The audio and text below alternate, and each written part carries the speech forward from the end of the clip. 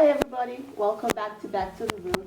And today I have one of my guests called Mr. Smooth. Hi Mr. Smooth, how are you doing? I'm fine. I'm How good. is living in Nigeria and everything, the condition of the country? We are coping.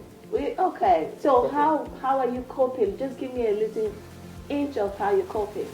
Nature of Nigeria is stress, especially Lagos. Yeah. It's stress. So we are used to stress.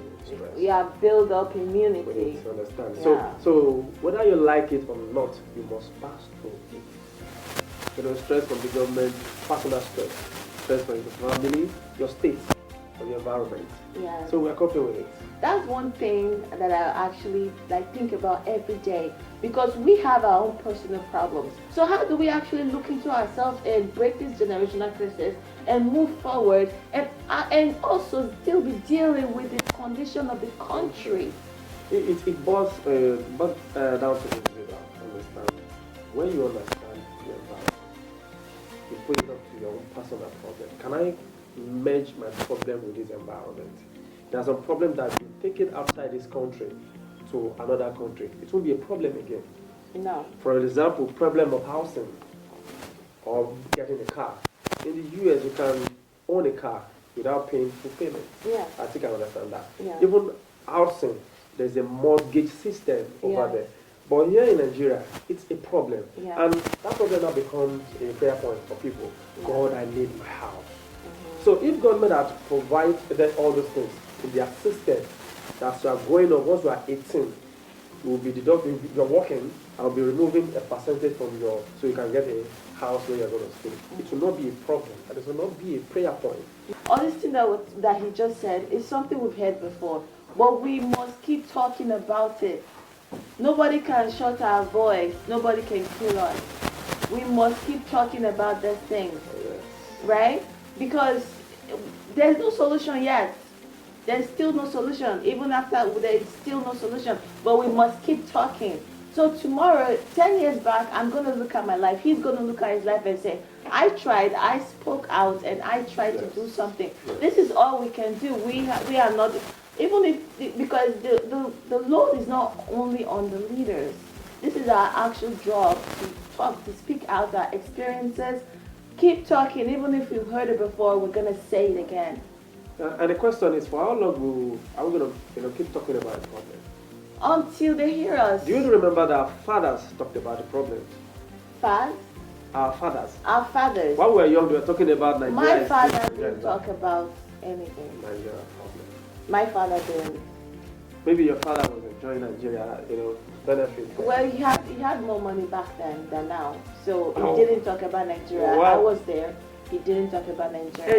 Yes, but a large number of people, I'm talking about large percentage of Nigerians Which is are good. experiencing it.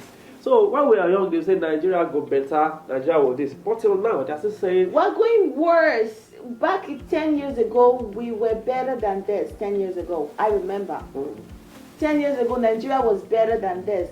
Back then, you meet a friend that you just meet. If they have opportunity to, for example, I just met you, Okay. and maybe you have opportunity to travel outside the country.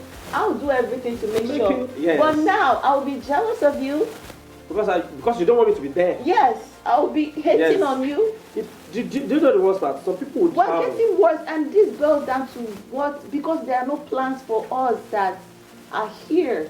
So I will not start being jealous of him because I don't have plans for my life, and the country is not even helping. It is the system, we call ourselves, we like to decide to be. Some people will leave this country. A friend of mine traveled, but I didn't know. Back then, you yes, tell your friends so those that who are in you the pray, US, expect your call. yes, They those want who are to in the expect your US will call. come to Nigeria. You will not know when they arrive. They are scared. True. I know someone who posted while she was, he was leaving probably the US. When he gets to the airport, another person went to pick him up, and they killed him. They collected all this money. My pastor gave that testimony in church. Do you get it now? So That happened. yes, in Nigeria, yes. The person showed. So some people, when they're coming back to the country, they will not tell you they are coming back to the country. They'll be in Nigeria for like 1, 2, 3 days before they now start phoning their family because they felt everywhere is not safe. No, It's a system. but that's not really the individual's fault though. That's the country's that this is part of the country's problem. Yes. Is what we're It's a talking general about. We're problem. looking deep now. And that's why I say it's a system. Youth that doesn't have jobs. Well, how do we continue like this? Like, I don't want to live like this. And you mentioned it that we have to keep talking about it. So we won't get tired. I like what you are doing. I'm not gonna get tired because every day I eat, I sleep, I move, like I grow. Since I have to grow, I have to talk. This is all I have.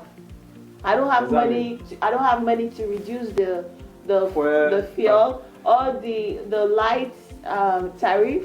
I can't do that. I want to, but I really cannot do that. And if you are a rich person in the country and you think that you're enjoying more than any other person, you're lying, deceiving yourself because you all look the same. They are not even The saving energy anymore. is rotating. It's better you do something. The rich people are not even saving anymore. They are not safe. They are scared of traveling. So now, the next time now, we'll talk about insecurity. We'll be back. Thank you.